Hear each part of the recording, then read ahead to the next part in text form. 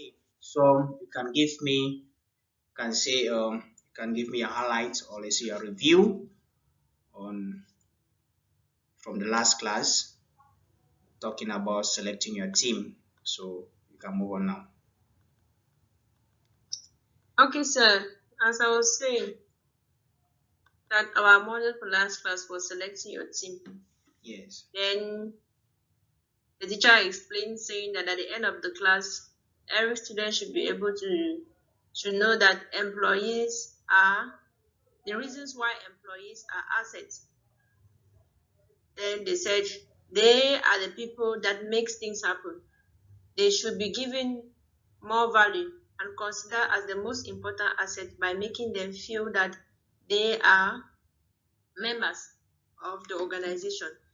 Mm-hmm.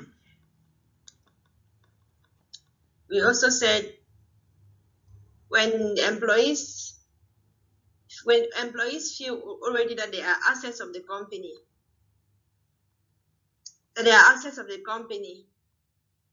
we have the employees will not be having negativity in their mind. The employees will also stay away from the habit of carelessness. That's they will take their job very important and work hard that the company will do. Then we went further saying that considering employees as assets, they will bring a high commitment management system. They will bring a high commitment management system. And they said this high commitment management system was brought up by Professor Jeffrey from the Stanford University. They said the teacher also spoke about the 7 key practices. We talked about employment, securities,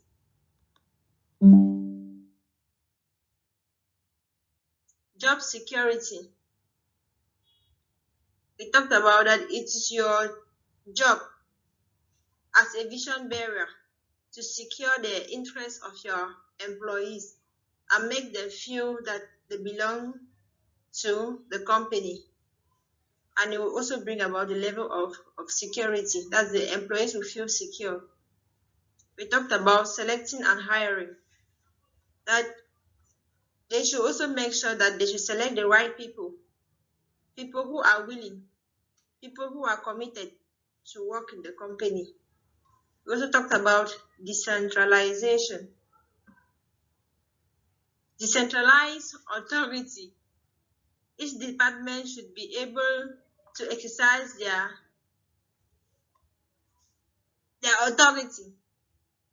We also talked about high pay,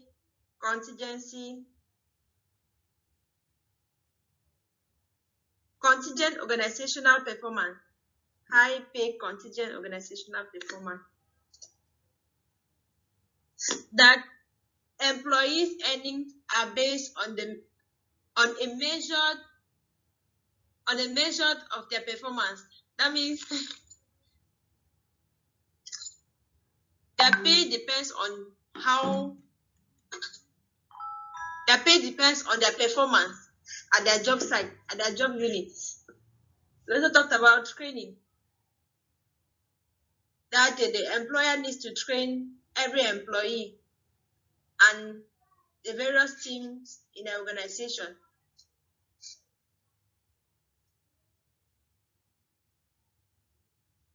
We also talked about reduced stress. That the employer should make sure that everyone should be seen equally. Yes. And work together as a team. Okay. We also talked about sharing of information. That means information should be shared. If you are working in an organization as a team or as a worker or as an employee, maybe even the manager, information needs to be shared. Before coming to work, maybe the manager shouldn't just come and say do this and do that. You just do. They have to inform and share information for workers to be prepared. so that their performance will also be high. We also talked about results from commitment and management system. Yes. That people work more harder. When this is done, when this commitment management system is being implemented in an organization, people will work hard. People will work hard. We will also have smart workers. Mm-hmm. Then the class lasted by US. He talked about becoming an entrepreneur, that you shouldn't just get up in the morning and say you are an entrepreneur. You have to be self. You have to start from somewhere, and you have to follow this main point. First, you have to be self-employed. Second, you have to be an employee somewhere to work for someone to know how the organization is moving. Then maybe you have to also, the next point, you have to be a manager. That means you grow. You be at the level which you can be a coordinator, which you have to work under you, so that tomorrow, if you're an entrepreneur in a company or somewhere that you have, you'll be able to manage your workers. Then the last thing before you become a business owner, we have to start from this, that you self-employed, become an employee, become a manager somewhere, then you end up by being a business owner. You shouldn't just get up in the morning and say you have created a business and you own a business somewhere, that you are an entrepreneur. That is not, it cannot work. And if that is done, 90% of people who does that, their business will not move, because you haven't started from this point. And that any job that we are doing, three things are involved. Either you're learning, or you are getting good pay, you are earning enough money that you can take good care of yourself and do other things, or you grow. That means doing a job, if you are doing a job and these three things are not involved, if you are not learning from that job, if you are not being paid well from that job, and if you are not growing in that job, it means you are doing nothing. You just need to quit from that job and look for something else. Okay. That's all I can remember. So. All right. Thank you for the review, the highlights. Madam Elizabeth, welcome.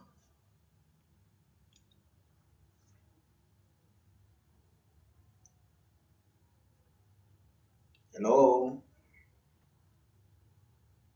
Yes, sir. Good evening, sir. Good evening. How was your day? Why are you late today like this?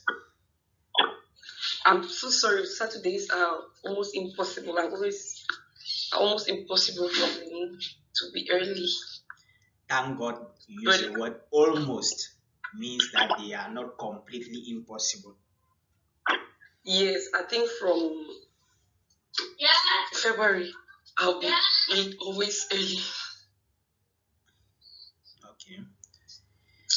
Nevertheless, maybe I think I will need to have some other personal discussion with you, so that we really get to trash other things that maybe really concern you, that are disturbing, and so on and so forth, and see how we can move forward. Because I want everyone to be on track. Everyone that is following should be on the same page at all times. And my goal is that, or my joy is that you people should get it right and do the right things and succeed wherever you are. Because when you succeed, I am happy that I'm succeeding. All right. So, did you gather anything from the last class? Yes, I did. So please, can you share with us? Okay. From the last time we spoke, I got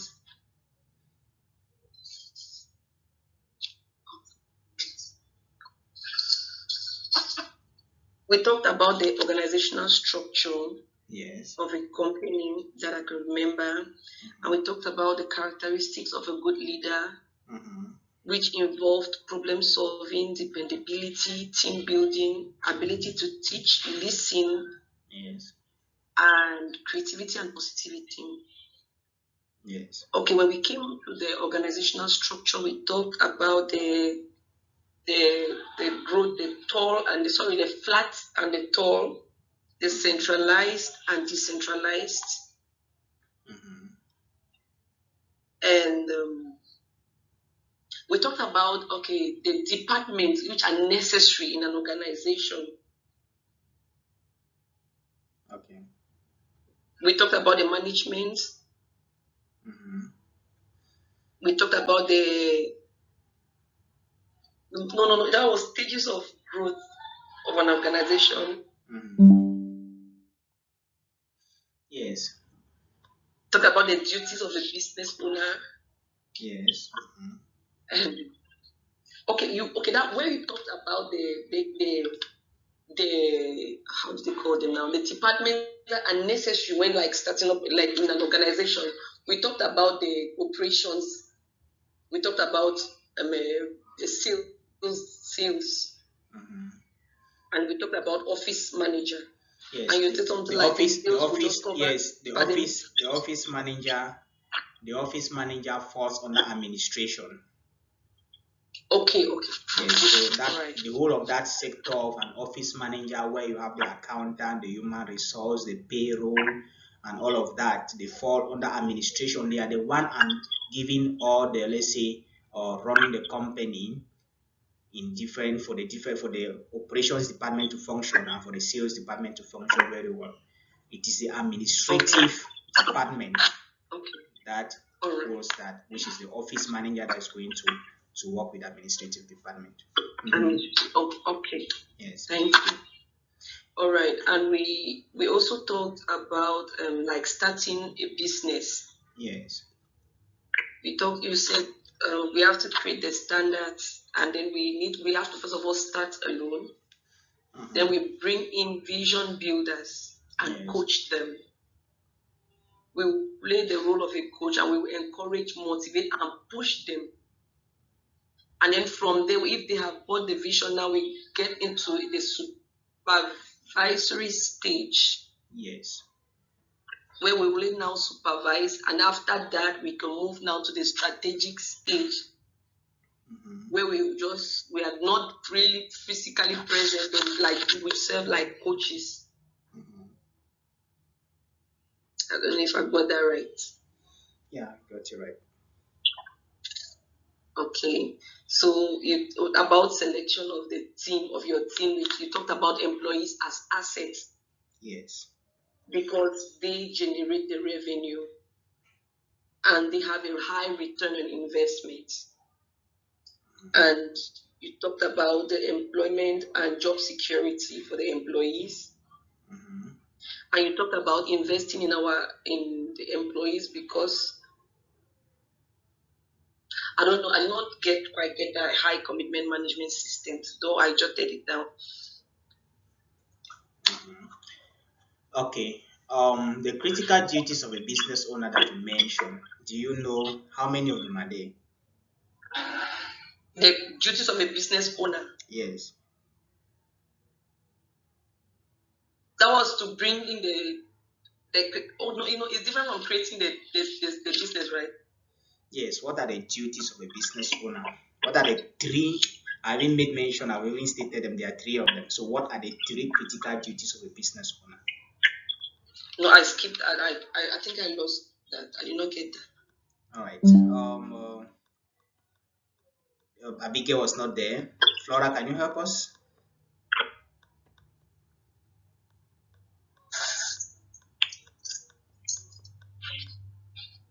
Yeah, we talked about that there were 7 key practices.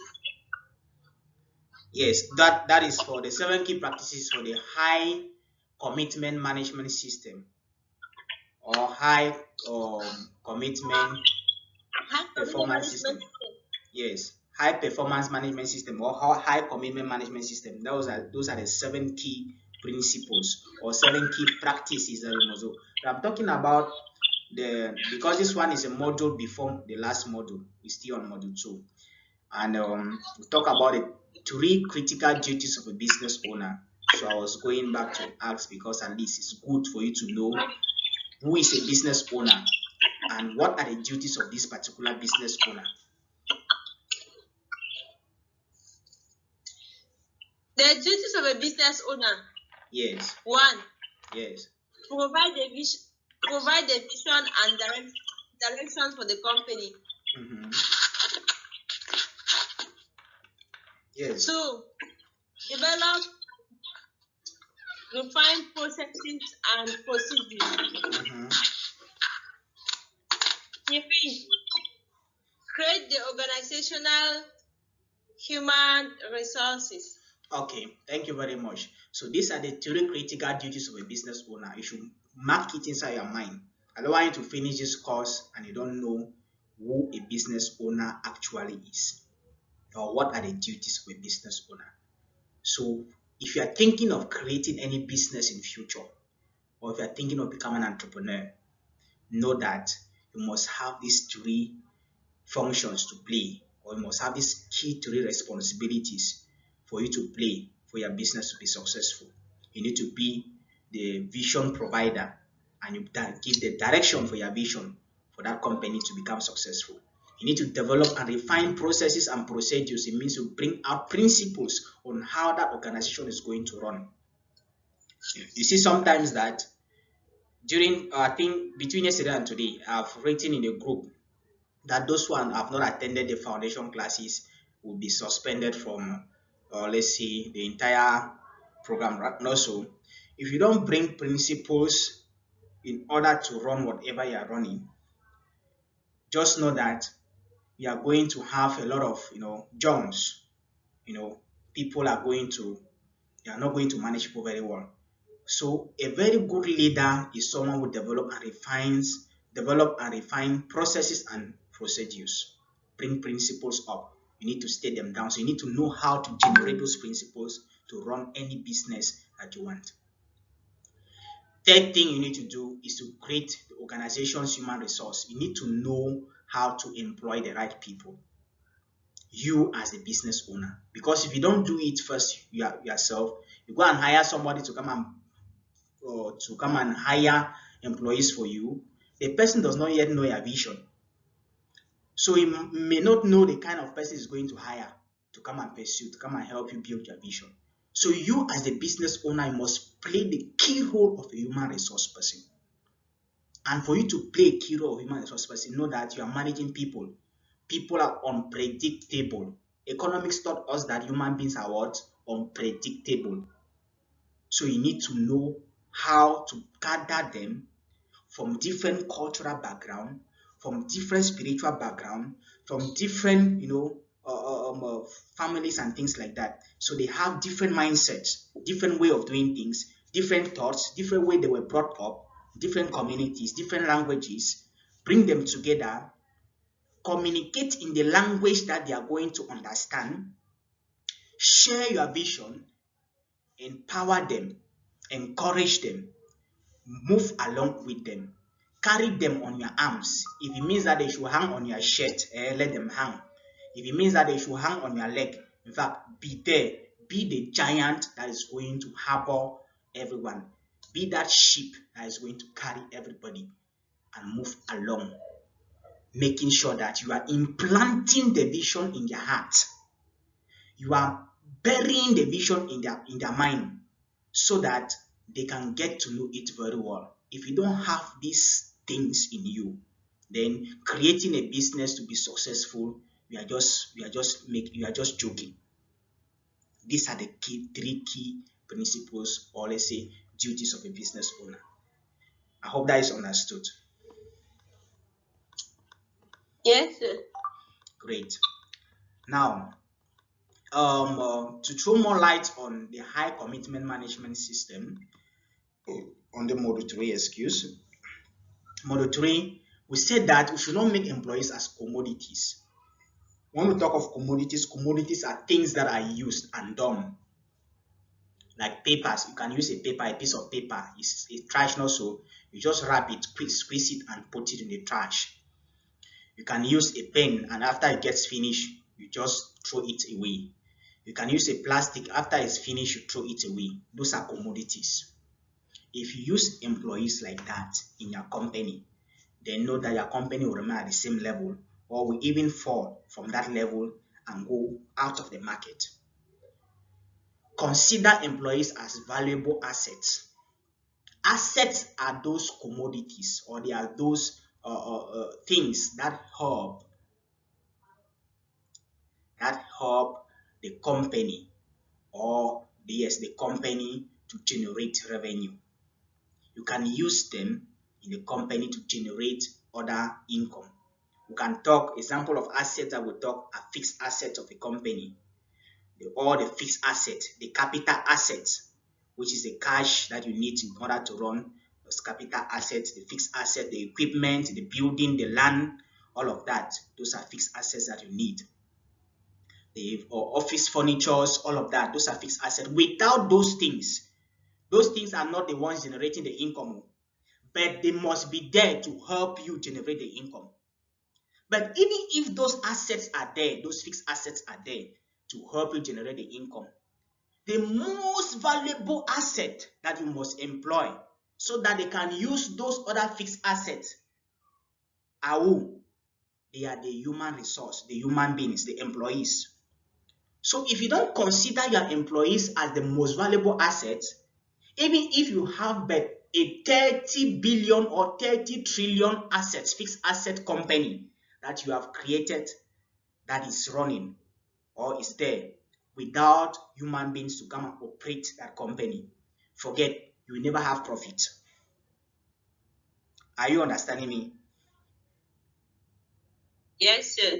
Yes. So your employees now, they must be the most valuable assets because they are the ones going to work and operate those machines, make those machines to produce the goods that you want. Then now the marketing department, they can carry it for sales. And now the company will be receiving revenue and everyone will be happy. As a leader in that you are doing business, you must know how to manage employees. The focal point or the main thing here in all of this course is knowing how to work with people as a leader, knowing how to manage people, knowing how to guide people to succeed, to make your vision become a success. And you cannot make your vision become a success when you are maltreating people, when you are instead sending them away and things like that. Now, the high community management system is the system that is set up now to enable you find out those practices that you must do every day, every week, every month, every year to ensure that your company is running smoothly. So these practices will talk of employment security. You must make sure that you secure the interest of your employees. We'll talk about selective hiring. You must ensure to select the right people, to hire the right people to run your business.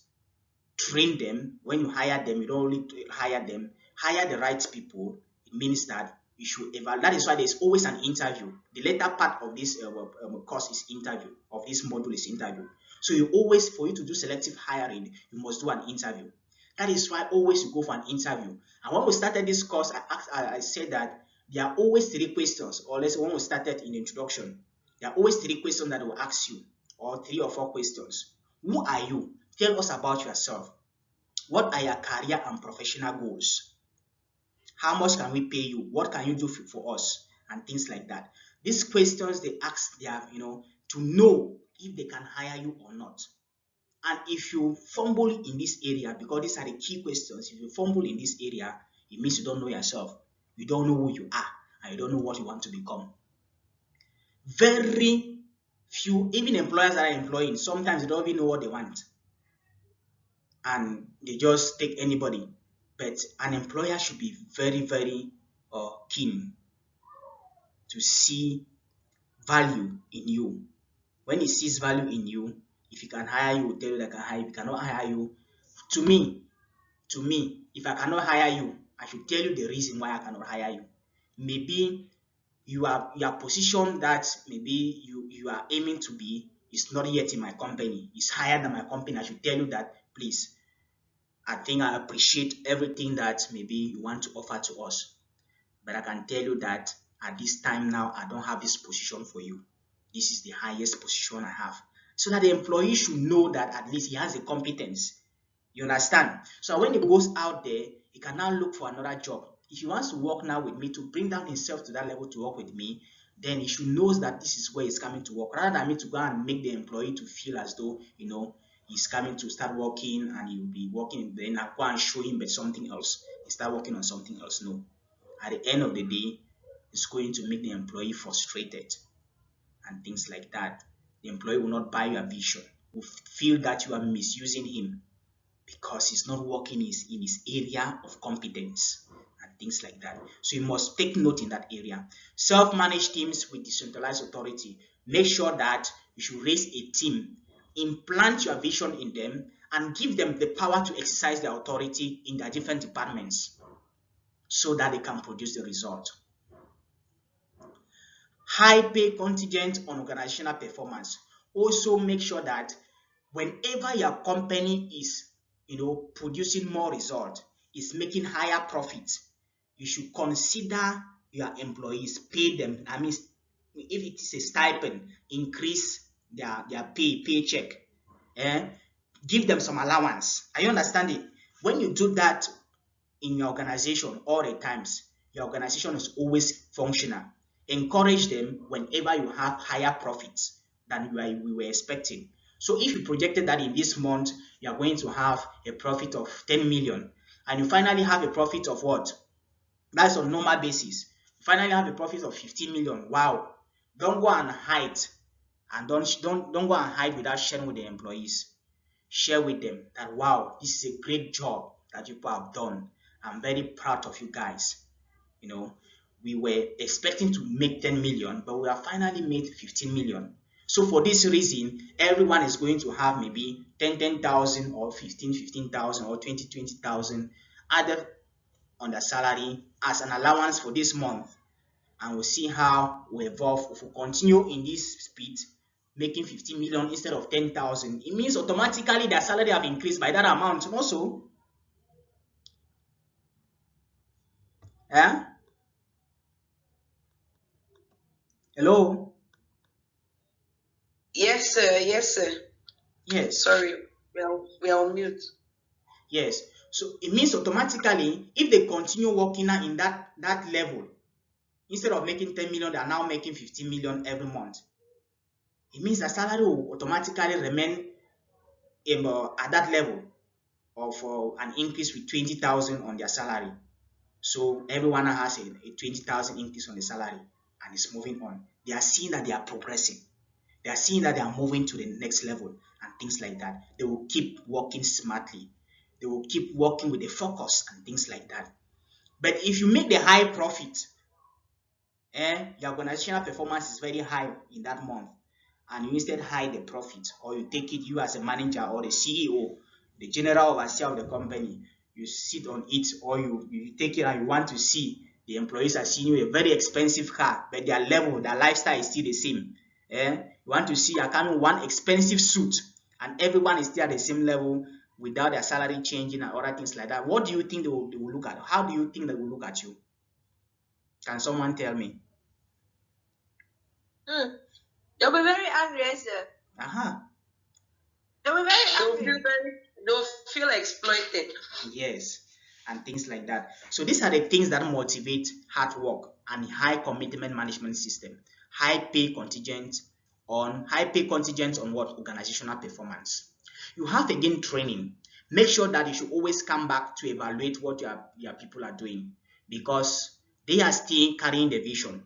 They are still trying to understand the vision, why they are implementing what you have taught them. But they will not give you the right way, the way you as the vision bearer has it in mind. So you need to always come back to do what? To reinforce them by giving them some training. If you need to hire an expert somewhere to come and train them again, hire it. It's going to help, because you need high organizational performance. You need your management system to be effective. You need to always train them. That is why training is very effective. Organize training for your employees all the times.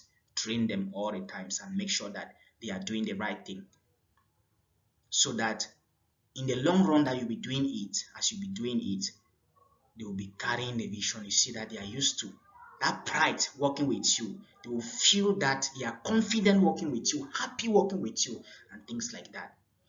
The reduced status differences also is very important. Don't reduce your status to the least.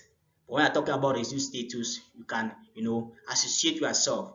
Don't be so bossy in the office.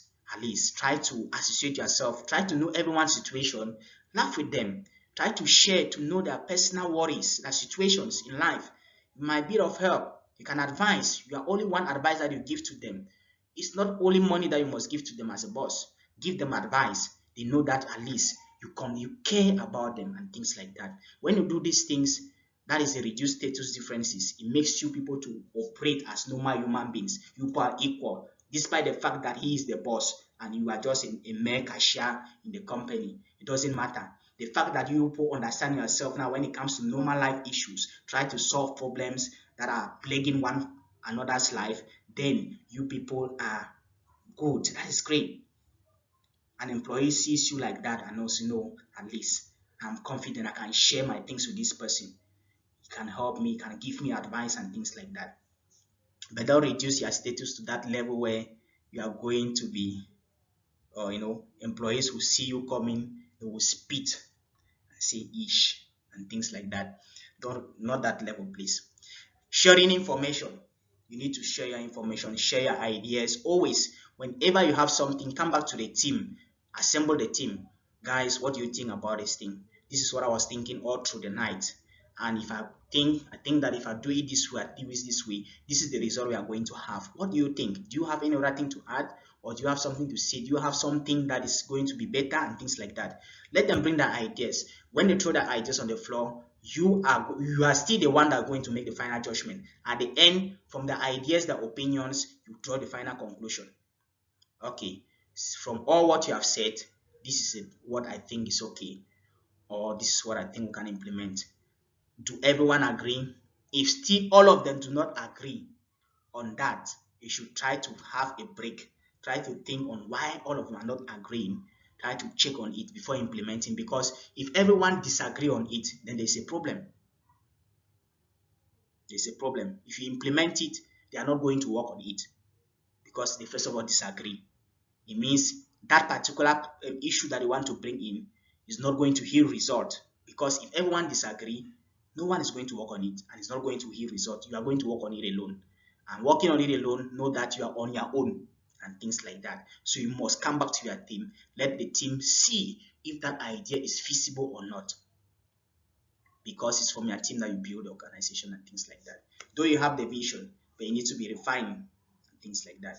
So these are the things that you must do. Very important. Now let's move forward. I talk about employee participation and influence that you must do. You must make sure that let them feel belonging. They should feel that they belong to the organization. They should feel that they belong to the company. When you do it, you are going to have 3 results. They are going to work harder, they are going to work smarter, and you are going to also have a cost reduction. Your administrative cost is going to reduce. Do you know that when they work harder, it's going to save time? When they work smarter, it's going to save time. And when they save time, it means that if they were supposed to use if they are supposed to use, let's say, if they are not working harder and they are not working smarter, a task that they were supposed to use 2 hours, they will use 5 hours. And if they use 5 hours, it means your capacity of production for that day have reduced, right? Instead of using 2 hours to finish the task and use another 2 hours to finish that same quantity of tasks for that same day, but they use 5 hours before they will use another 5 hours to finish the second round of the task, the day is already finished, right?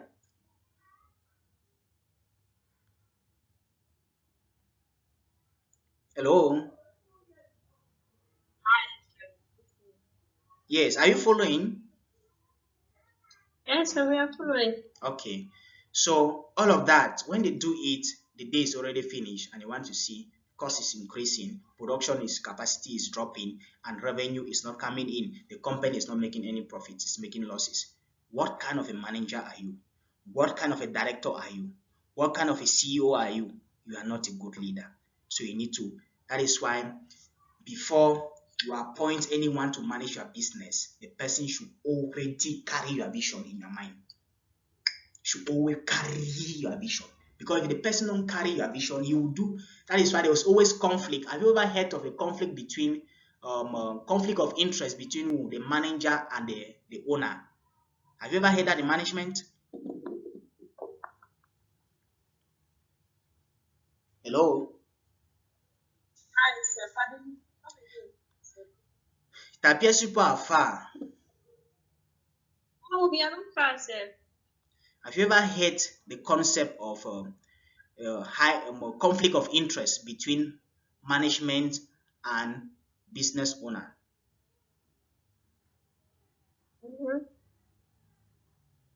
Yes, sir. Yes. So what does it state?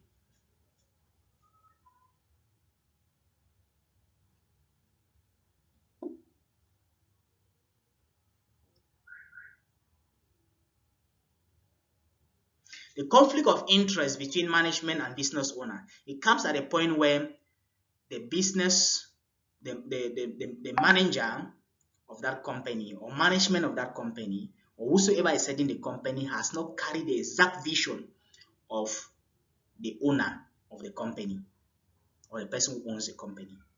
So there's always that conflict of interest. Why the management, the manager, will always be doing his own thing for his own personal interest, to be making his own personal profit. The owner is not receiving the result.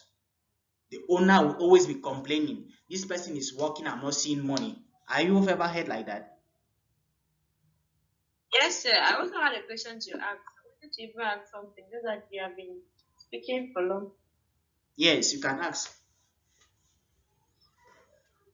When you talked about, first of all, you talked about sharing of data sharing of ideas. Yes.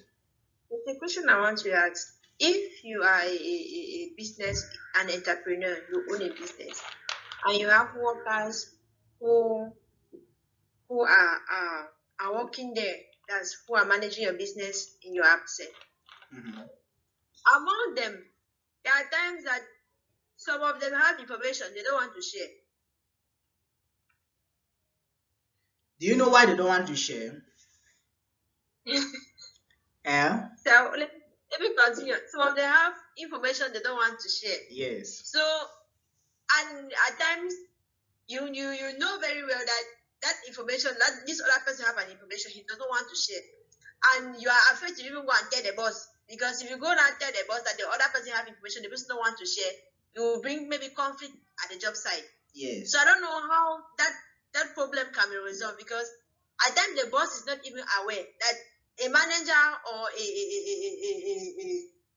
a chief in the department has an information, but he or she does not want to share with the other colleagues, and it's affecting the business indirectly, because the boss himself is not aware that the manager himself is having that information, and there's maybe conflict within the workers, and maybe the workers are afraid to even go and tell the boss, because when you go and tell the boss, you have a problem at the job site. So I don't know how that problem can be resolved. Okay. Thank you. I'm very interested in that question. And first, what most at times usually make the employee, or let's say the person concerned, or in that office, maybe the director in that department that has the information, does not really want to confine it to the boss, is because he has a conflict of interest in that organization, or is having in mind to set up something in that standard for himself, knowing that if he shares his information to the organization, they are going to use it and succeed, whereas his own thing that he wants to set somewhere is going to fail. It means he's going to give in his ideas here to be sold here. Those are things that is why I talk about conflict of interest. It means that they have a conflict of interest in the business. Are you understanding? Yes, that is sir. why they are refusing to share the idea. Second thing, that sometimes it's not easy to identify those people in the company, but First, if you have them, or if you've identified them in a company, know that those people are people who are supposed to be entrepreneurs too. So what they were doing there, they were trying to learn so that they can build their own businesses. But the best thing that man could do is to raise somebody else that is going to sit in that position to continue working in an organization, and then move forward to doing his own business, whatsoever he wants to do. But on another hand, that is on one hand. On the other hand, another time it may not be that the employee or the director has a conflict of interest with the owner there in the company. It might be that the employee or that person have not seen his vision, or has not seen himself realizing his career also in that organization. So he may not have anything to share, or he may not want to share anything with anybody, because he's not seeing his vision, he's not seeing himself succeeding in that company. Even if he gives the idea they succeed, he's not seeing himself again, he's still there, seeing his own vision coming to realization in that company. And also it may be that, I think someone is at the door trying to come in. Let me check. Who is here? Okay. This other girl left. Elizabeth. Also, it might be that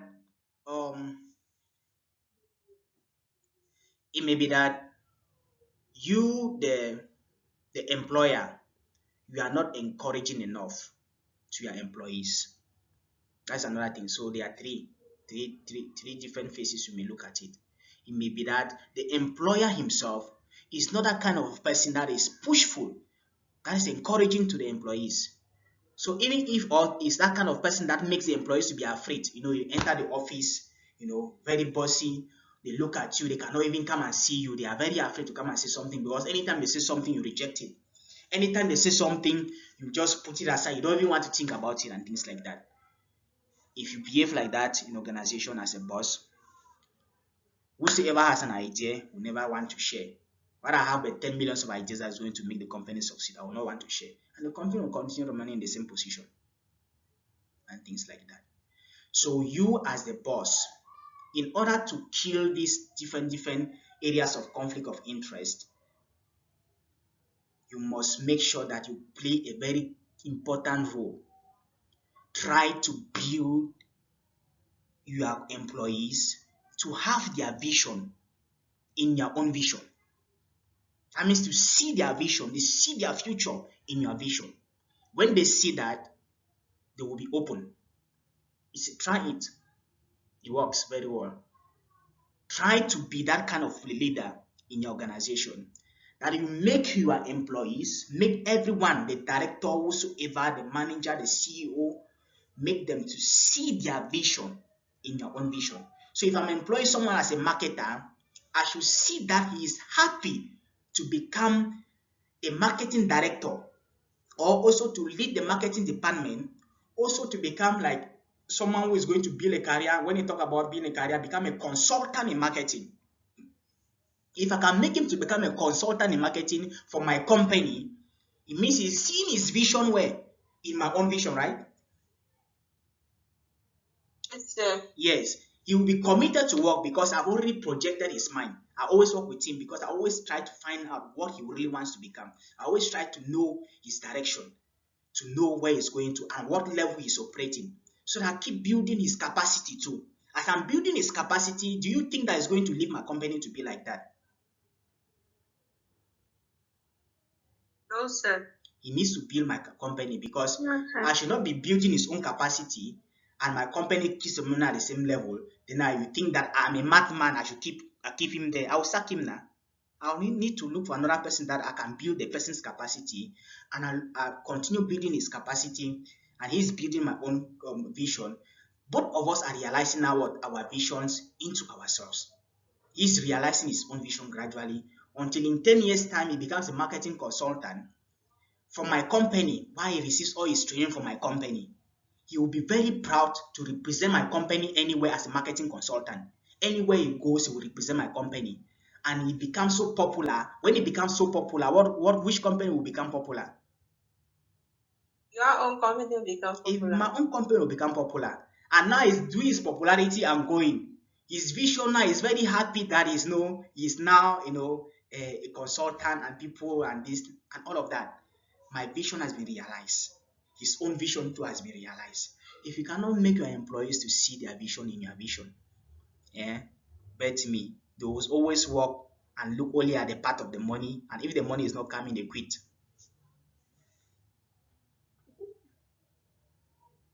I don't know if I'm not know if I'm sharing some insight here. It's true, sir.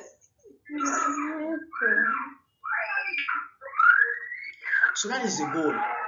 If I'm creating companies today, or if I'm going to create businesses today and things like that, these are the things I need to focus on. These are the areas I need to build. If I'm bringing people in my company, my organization, I should know who you are. I should know where you are going to with your life. And how do you want to achieve that? If you don't yet have the education yet, if it means that you can really work in this position now that I'm giving you, then you are working, I should build your capacity. If it's time to go to school, if you can go to school, study. That is why I'm bringing up this training center. The training center is not because I really love to but because if I'm building something, if the training center is there, you should pass through the training center. You learn things that you have to learn there. You get back to your feet to continue working to the next level until you get what you want in life. And things like that. So my thinking is always creative, very wide. I think very wide. I don't think narrowly. Things like that. And so these are things that are going to be empowering for your employees. If you really want to become a business owner, or to own businesses that are going to succeed, or to own an empire. You can own an empire if you want. It all depends on your management style. Right, let's move forward. Okay, so that was about employee participation. And more into employees participation, you can talk about their different ways that you can incorporate employee stake, or let's say you bring them to know more about organization, to bring. When you talk about employee stake, we talk about their belongingness in your company, right? It means they have something in the company that they have interest in. Their stake is their interest in the company. So for you to improve or to incorporate their interest or this stake to improve on your organizational performance, you need to check this small, or you need to go through these management styles. You can use any of these management styles to implement that. There is what we call the open book management. The open book management. With the open book management, he empowers who? He empowers the employees with what? With the information they need to see the reality of the organizational situation. And then they are going to give what their relevant and helpful input. So open book management is the one that you bring the things down, the principles down, bring the vision down, it is written down. This is it down, it is written. Let us discuss and amend whatever thing want to amend. They are going to do what? They are going to give their own relevant and helpful input. You adjust whatever thing you're going to adjust there. Open it. It can be written better on a laptop. Open it up, present it. That is open book management. Present it, let them see what you have written down as a vision. Always share it. That is why on my first day of launching, did I share my vision with you people? Flora, you were there, right? There's about that I was there. Yes, sir. Yes, I shared my vision with you people. I told you everything I want to do in this year. That is open book management. I got to one of my spiritual mothers. She told me that I have revealed all my vision to the world. People can use it now. They can take my idea and easily facilitate it. Those who have money and implement it and get it. But let them, if they are going to do it, okay, fine. Let them do it if they have the money. but my idea, it is in my head. My own style that I want to do it. MTN was existing. Did Orange not come? Orange came. Okay, Orange came. Nextel is not there. Or Camtel was existing. MTN and Orange no come. They are there. They are there. So there's always, they have their different management styles, right? Yes. So let them do it. There are schools everywhere.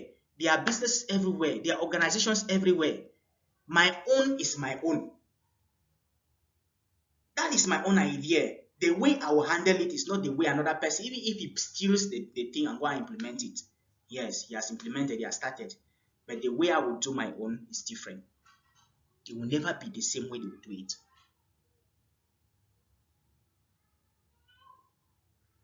So that is one management style, open book management. Second management style that you need to bring in to show that or to make employees feel belonging or they have interest more in your organization is what we call the open door policies.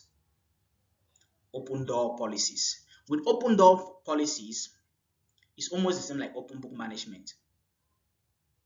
But yeah, you are bringing out the different principles. You make it clear that employees can informally raise what issues or give input at any time. That means there should be principles written like that. That anyone who has any idea or whatsoever, it should come to you, or anything that you feel that they can amend in the constitution or the things that are running the organization. That means give employees that right. For them to feel that they belong, they have a say in your company. They can say something. Okay, you can reveal to them, these are the policies that we have. These are the rules that we have. Do you think you have anything? If anyone have anything to contribute to make it better for us to run better, please can you propose? Can you suggest? Can you give your opinion? Let us put them down. They may not give it immediately, but give them that time. They may come to your office at any time. Sir, I was working, because they have realized it. While they are working, they are seeing that things are changing in the department. You are not there physically all the time to see what they are doing. There are people there with the customers. I've seen that at a level with the customers, this is what we are doing, this is what we are doing. And at the end, we have this kind of result, and customers' feedback is like this. I think that if we do it like this, it's going to be better. Maybe if we change this management and put this one here and remove this one and put, those are the things that you are talking about. You were not there while there. Now he's the one experiencing in the field. When they come with those ideas, take them down now, bring them, and you people deliberate on them and see how you can implement them. Give them a test. Sometimes when they come, let them test it. Give them some time to test what they have suggested. And if it works, then you implement it now. If it doesn't work, you discard it, you move forward and things like that. Always try to see some of those open door policies that you can give. That's the second way of incorporating employee stake in your business, so that they feel that they have something to say in your business. They have a right. The third thing you need to do is feedback programs. Feedback programs is most of the times done when you do a small survey. You do a small survey and give to employees that they should submit what they think is the management style, what they think about the management style of the organization. How has management been in this past month, in this past 3 months, in this past year? Is there anything that we are going to change from what we have been doing before and things like that, and so on and so forth? Feedback programs. That means let the employees give you the feedback of what is happening in the field, of what they know about the organization. When you do it like this, you are giving them now the right. That is what we call decentralized authorities. Give them that power, that authority. That is self-team management. That is that aspect of high performance management system or high community management system. You need to decentralize your team. Give them the authority, or let's say give them the power to exercise their own authority at their own level and give you the feedback. When they bring the feedback on what they are doing, now you evaluate it and see where you are operating and how you can move forward. I don't know if many companies these days are doing this. It's not easy. Management is a whole broad field. Entrepreneurship, you as an entrepreneur, as a business owner, do you see the work that you have? You are a strategic thinker. So think strategically. These are strategic things that a normal employee does not do. But you as the head, you must have these things, because if you don't have them, anyone will come and say anything and you'll just adopt it and it will go. So you must be clear. You must have principles to run your business. The fourth thing you need to do is team mechanism. Team mechanism is talking about what? Bringing up a quality team. A team that you are going to work as one. Bring them in a cycle so that people can provide the employees with what? With the ability to sensitize their individual input so that they can bring up better solutions in the organization to solve organizational problems that are there. Organization, your company is existing. Why? Because there's a problem that is trying to solve, not so for the community, for the customers, right? That is a reason why your business exists. You don't create business for anything. For any business that is existing today in Cameroon or in the world is because they identify a problem and they want to solve it. That is why in all the times you are making a business pitching or you are presenting your business for investors to invest in your business, if you cannot bring out the problem clearly in your business, nobody is going to invest in your business. Whether you have the best business plan in this world, if you have not pointed out the exact problem that you want to solve in this world or use your business to solve, because it is that uniqueness that they want to see, that every other person is doing this business. But why have you chosen to do the same business while every other person is doing this business? Now you are the one now to independently, or let's say, uniquely bring out the problem that you have seen. That even though company A, company B, company C, company D as my competitors, they are doing the same business, I have identified that there is still a problem in this area. And so that is why my own business is focused in solving this problem. When you do that, you bring your own uniqueness. They know now your company that your company is focused in solving such of these problems. That is why now you can see the same businesses operating everywhere, because they have identified their own problems. So you need to build your team like that. There should be a team mechanism so that they can provide, you sensitize them to bring inputs. And those inputs are what? They are a better solution to your organizational problems, to solve the problems of the organization. And when you are solving a problem of the organization, it means that you are solving the problems of the customers of your organization. And when you are solving a problem of the customers' organization, do you think you solve them for free? You are not solving them for free. You are solving them to receive income. Money will be adding in the company will be growing, things like that. So we'll move on to recruiting employees. This is where we'll talk about now the interview. Recruiting employees, introduction, talk about internal recruitment. You can do internal recruitment where you have advertising job openings internally using networking. So here, internal recruitment is when there is an open position, when there is an office that is vacant. First of all, announce it to your team. This is leadership. Don't take it out first. Inform your team, inform your workers there that this is a position that they need somebody. If someone needs to move to that position, first of all, evaluate internally who can be competent to work in that position. When you see somebody, you move the person there. It means that if the person is moving to that new position, his own position that he was formerly working there is going to be vacant, right? They should look for another person to add there. And finally, if they have done it until they have done the replace, that is why they see promotion coming in the office. Also, you want to see this person has been promoted to another level. This one has been promoted to another level. And at the end, there's a vacancy now at the bottom. They bring out somebody now from outside to fill that bottom. So that the person starts growing now in the company too until he reaches the final stage or the stage at the up. But you just go out, maybe there's a directorate position in the company, and you just move out, you go and hire a director out of the company, or somebody neutral from the that is not even working in the company to come out as a director. The person is still coming new. People have been working with you there in the company for years. They have mastered their company, how it's working. They have mastered the vision. They have mastered the list. You are going to bring a new person who is coming to start learning now from the other people down and things like that. That your management style is not the best way. Instead, try to see how you can fit your people first internally. Look their capacity, who can fit in that position. If there is nobody, if they themselves see that there is nobody, then you can bring somebody else externally. That one now can be seen that the employees see that no, actually, I cannot fit in that position. I am not yet competent to work in that position and things like that. Now they can agree with you. If you bring somebody else from the company or out of the company, there is no problem. The fact that the person is coming to join in the team to make the company work well, then they are going to receive the person.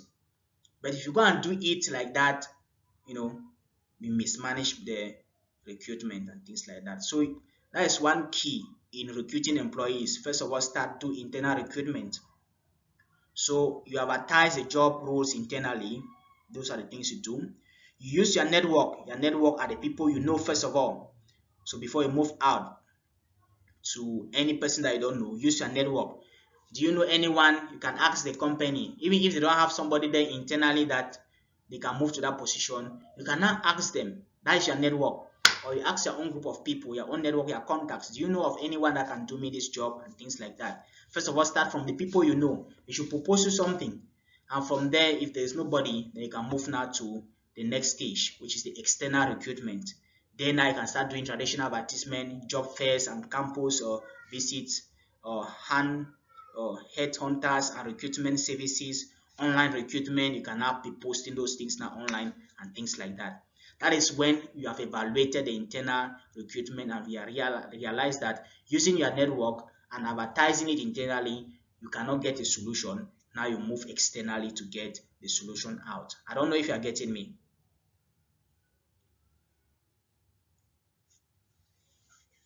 Yes, sir. Yes.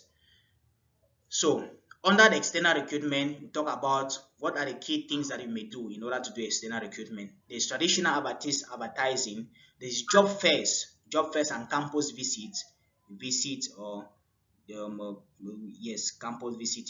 These job fairs, these trade fairs that we usually have, like in Boya, I'll call it trade fairs and things like that. When you go there, you advertise things like that, and people see that your services needs this and needs this, and you can use that opportunity to offer maybe see how you can recruit new people that are going to join your team. Campus visits, and then visit some institutions, some schools, and get some people, some students who maybe sometimes are graduating and they have the quality, yes, and they are up to the task. You interview them and they get into the job and they know how to do headhunters, recruitment services, online recruitment. You do all of those things. So those are the different external ways that you can do recruitment. Now there is this one we call the interview. It's very important. The interview here, interviews are what?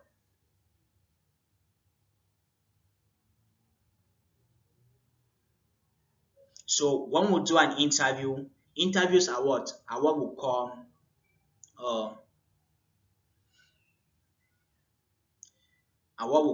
something that we interviews are questions, a series of questions that are asked to employees to know if they are competent to do the job or not. So they ask you follow-up questions, or they ask you questions to know if you are really competent to do the job or not.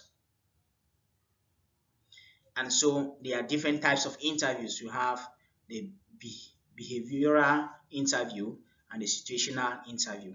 So we have interview that deals with your behavior, and it has interview that deals with situation. So in behavioral interview, the interviewer asks what? Asks the applicant to reflect on his or her past experiences. Now they're asking about yourself. who are you? You start talking about yourself, your experiences, and things like that. That question, who are you? This is now the area. After deciding what skills are needed for the position, the interviewer will do what? Will ask questions to find out if the candidate possesses what? These skills. Ask you if you possess the skills. And the purpose of the behavioral interview is to find links between the job's recruitment and how the applicant's experience and past behaviors match those requirements. So they want to find out, when they ask you this question, who are you? You need to start doing interview. And this is not an interview. You need to start responding to this interview question. You need to start presenting yourself. After presenting yourself, you need to talk about your experiences, where you have worked before, the impact you created before. And make sure that it should be selective. Here is a trap. This behavioral interview style is a trap. When they ask you this question, who are you? They want to see if what you have done before is related to the job you are talking, the job now you want to apply or you're applying for. And if your experiences match the requirements that they need for this job. So if you be saying everything you'll be saying like that, you want to see, they say that, sorry, we cannot recruit you. Why? Because they have found out that during your explanation or during your presentation or during your behavioral interview, they realize that your experiences do not match the requirements that they need for that job that you are currently applying for. Do you think they are going to keep you? Or do you think they should employ you?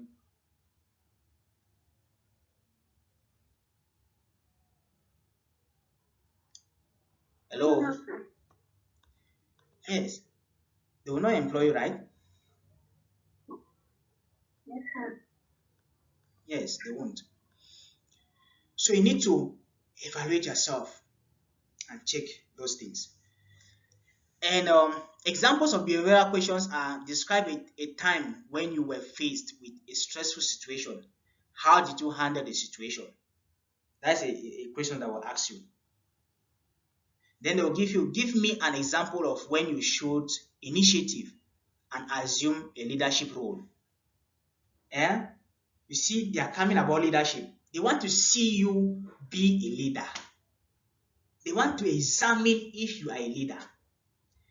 From your experiences, you should give an example. Tell them a story about what happened in the company, and you were the one who were able to bring the situation up and salvage the situation, and the company was happy at the end, and they have this good result.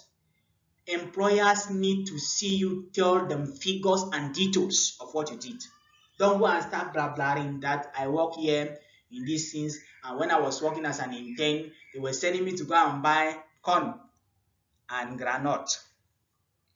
That is not what they want to hear. They want to hear you that you were working as an intern for 1 month.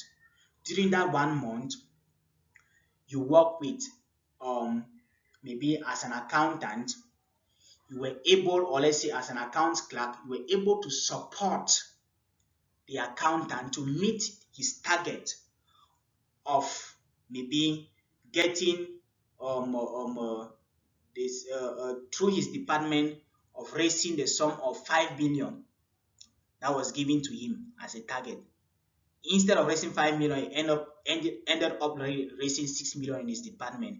This was due to, we are giving out with facts. This was due to the fact that there was this person who came to the company, and so you should tell them a story, tell them something that is going to see how you are capable to manage that area. I don't know if you are getting my point.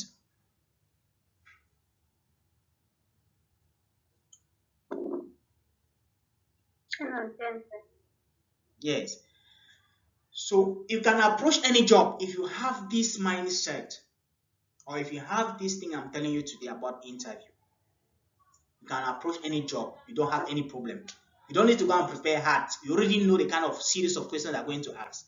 So you should already know, prepare, okay, this is a position they're asking me. So I should always prepare myself that if they ask me this question in this area, what am I going to give them? And I should know the background of the company, so that when I'm giving them, it should align with what they want, the requirements for that job, description. Immediately you are able to answer those questions that are aligned with the requirements for the job description. There is no need for them to go and look for somebody else. It's not magic. You are the right person for that job. That is why many students, when they leave the university, they fail. Why? Because these things were not revealed to them. They don't know. There's a lot of theory in their heads. They have certificate of first class, 4.0 on 4.0. You are the highest GPA. You have the highest GPA. They go for an interview, you cannot answer any interview question. Why? Because practically you don't know how to transform, or let's say transfer the knowledge that you have gotten so far to solve the problems that you have, or you have not experienced it. So you need to first of all experience. If you have done something for 1 month or for 1 week in the company, the way you present what you have done for 1 week is as though you have worked in that department for 10 years. This is the leadership style that means the manner in which behavior, talking about behavior. Now from your comportment, even the way you are speaking, you are presenting the fact, the way you sit, it matters. The way you entered and you greeted them, it matters. They watch all of those things physically. Bet you maybe I'll need to do some physical interview with you so I get to understand what I'm talking about. And so that is that. The second one is what? Situational interviews. A situational interview requires the applicant to explain how he or she would handle a series of hypothetical situations. Situational based questions evaluate the applicant's judgment, ability, and knowledge. Please take notes of these 3 things. They evaluate what? They evaluate the applicant's judgment, ability, and knowledge. These are the things that they want to see you in during situational interviews. They want to see you if there is a situation before you, there's a problem before you, what is your judgment? What are you going to give as your final conclusion? What are your abilities? What skill do you really have in order to, salvage that situation that you have seen in front of you? And what knowledge do you have? How are you going to apply it and things like that? These are the 3 things they want to see in you. The way you judge it, the way you present it. That means the way you judge it is the way you see the problem. Because if you are presenting it to me, I will know that this is your judgment already. You are already taking a judgment about it. And this is how you have seen it. Ability. Do you have the skills, the required skills in order to handle a situation? Do you have the knowledge? The knowledge now talks about what? The wisdom that you are going to use. The sense that you are going to use. So do you have it? Do you have it to apply it? So before administering this type of interview, it is a good idea for the hiring manager to do what? To consider possible responses and develop a scoring key for evaluation purposes. And these are some of the examples of situational interview questions. You and a colleague are working on a project together. However, your colleague fails to do his agreed portion of the work. What will you do? Are you understanding? This is now they want to see you judge this case. You become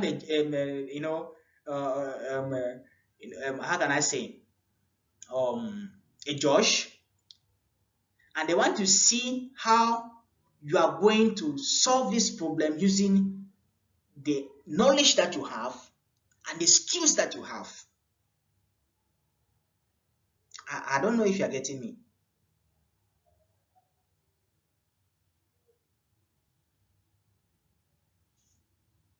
Yes, sir. Yes.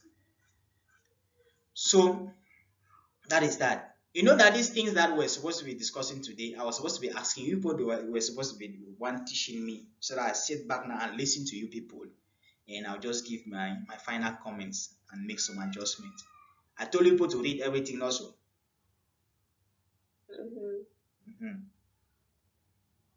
What time is it?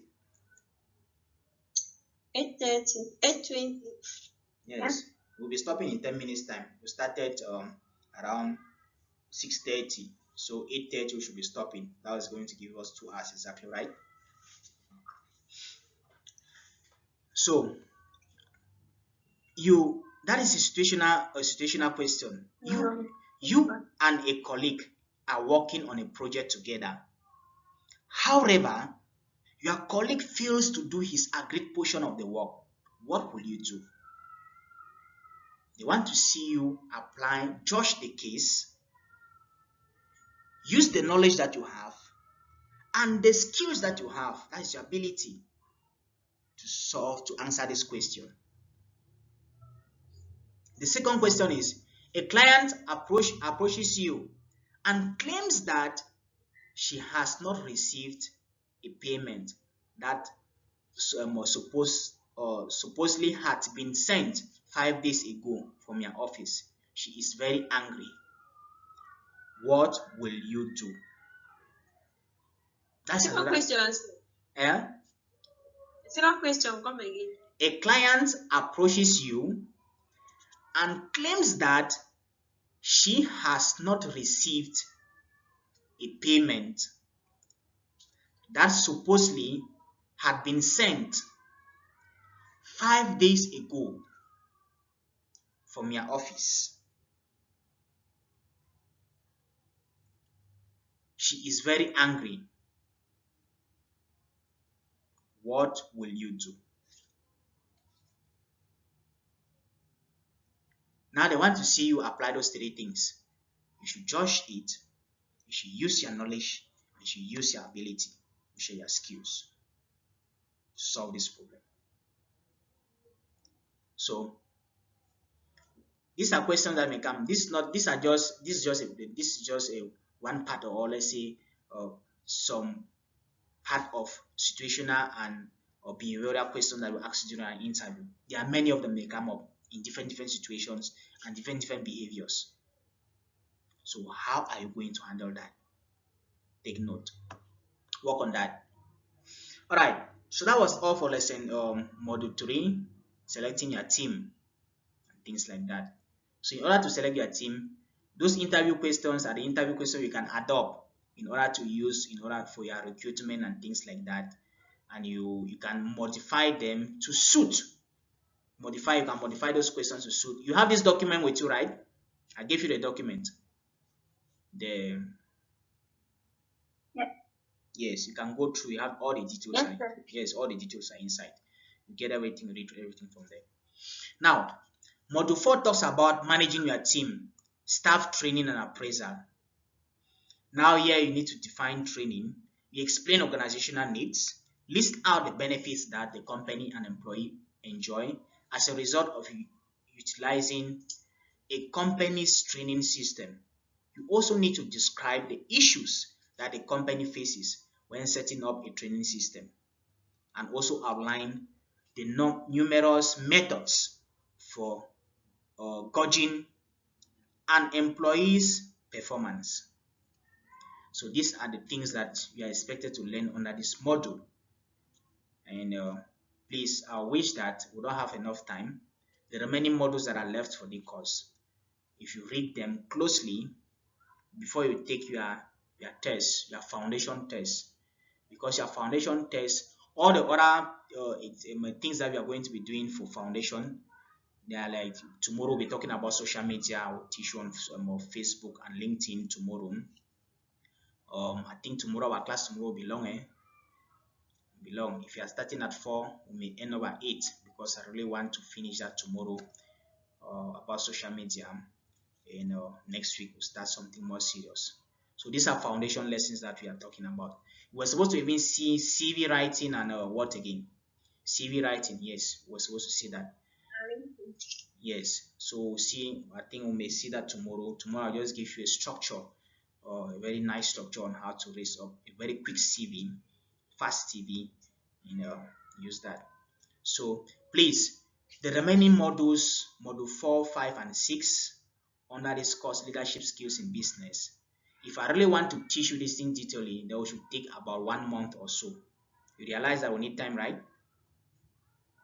Yes, because training itself is very large. Yes. So you can read that. When you read that, the document is very simple and very easy to understand. So if you have any questions, you can now come to us, or you can come to me. I'm going to do that. And the assignments that you were supposed to submit to last week, only one person have submitted the assignment. I'm not seeing your assignment. I gave you assignment to do research on something, right? Yes, sir. So where are your assignments? We are going to use that tomorrow. So I told you that we are going to use that in the next course, which is a social media course on the other thing. We are going to use that tomorrow. So if you have not yet done your assignment, please try to complete it this night and send to me, because tomorrow we are going to use that in teaching.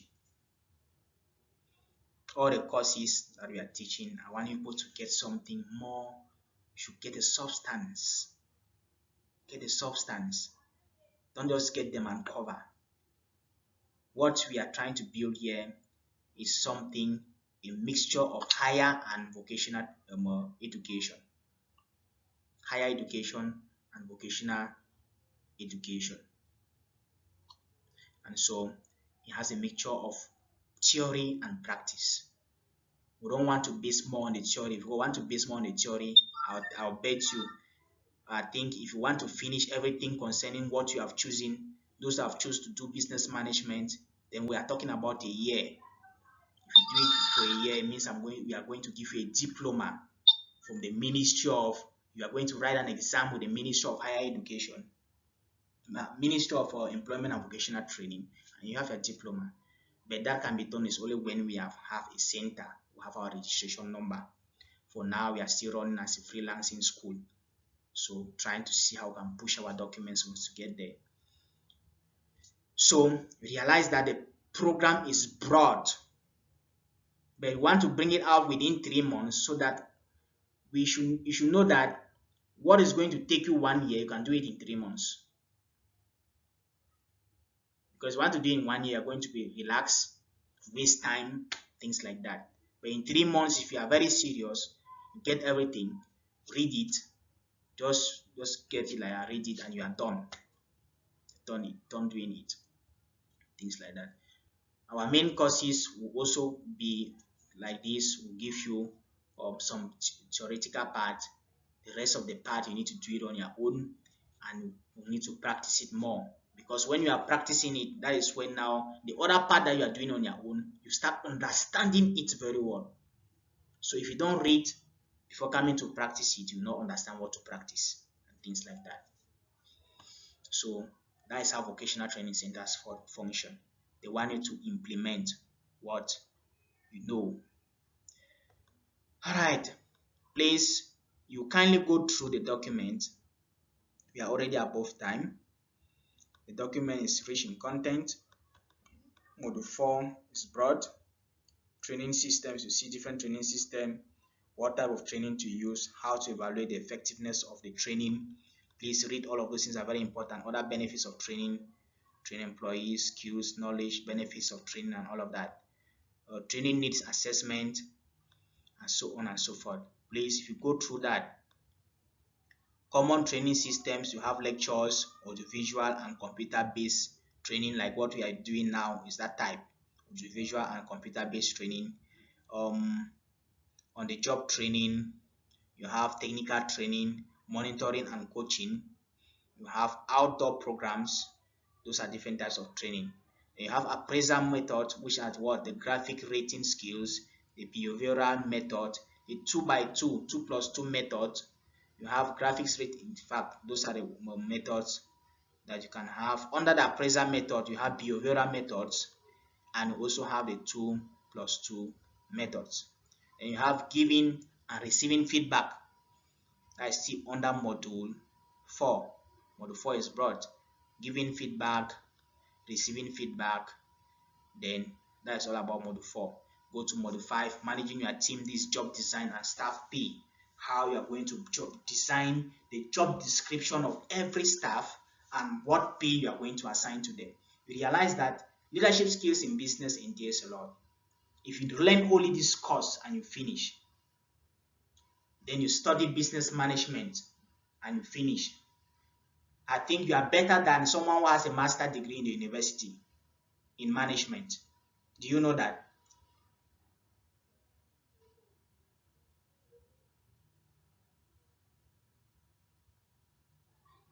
Hello? Yes, sir. Yes. You study this course, this leadership Yes, skills sir. in business. Yes. If you finish this course, leadership skills in business, you know all of these things that are here because they're more practical. Then you study the other course that will have business management and entrepreneurship. You are done with those two courses within 3 months or within 6 months. Let's put a lifespan of 6 months if you really want to do it intensively, intensively for 6 months. Then you'll be better than someone who has gone to the university and has a master in management or entrepreneurship. You'll be better than the person. Because these ones, you do them practice. That means you do it in real life. You practice it, you get the result. Why that person will be studying theory, go and defend theory. So don't take this material I've given you for granted. You can use it the whole of your lifetime. It can help you in every business you want to set. I've given you a goal. I've given you gold. Only these leadership skills in business is gold. And all the other courses that will be coming up, you'll be inspired. You'll be inspired. Our goal is for you to become inspired, creative, innovative, to explore, to go wide. That is why our courses are enticing or are structured in this format to inspire you, to encourage you, things like that. Okay. So you go through all of that, module 5, a lot of things to learn them, or job characteristics method, go through that. Module 6 talks about business ethics. So utilitarian ethics, you have deontological ethics, you have virtual ethics, you have communication ethics, all of that. Corporate social responsibility. I like this part. What is corporate social responsibility? People versus corporate. Please, you go through that, mix motives, and so on and so forth. So that is all. And your module 7 now is your assessment. So in this foundation phase, this is your main course. And this is where you're going to give us your feedback on what you have learned from this course, what you have acquired from this course. If it's really inspiring, it has inspired you, then you're going to give us a feedback, all of that, so on and so forth. Thank you very much. Is there any question? No, sir, I don't have a question. Okay, thank you for being there. You're always Thank you, sir. You're always there. You're always there. I love that. Well, if it means that you're going to continue with only you in this program for 3 months, then I will not hesitate. I will do my best, okay?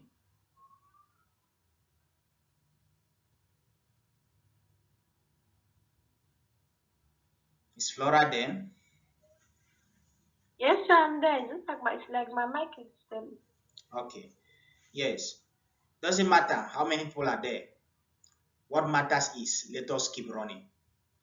And it may be a very big disadvantage on my side because I'm running with just one student at the moment, of very few students. I think Elizabeth is consistent. It's just that I think there are some issues that he need to address. I have to get to her to find out what really is disturbing her. to know, so that I can integrate her back, bring her back, encourage her to move forward. So I think if I have 1-2 of you serious all through, then I'm going to do my best to see what I can do in order to make you realize, get this thing. It will be I'll be very cost high, very highly expensive for me, because I'll receive almost nothing. Everything I'll spend out. Even the little that people will give us or send to us to use, we'll still use it out. Internet, materials and everything, so on and so forth. The time that I'm coming to sit here to teach, so on and so forth. And we need students. Without students, I cannot employ lecturers to come and teach. So that's great. Your main program is which program? This one is a foundation program. What is your main course you applied for?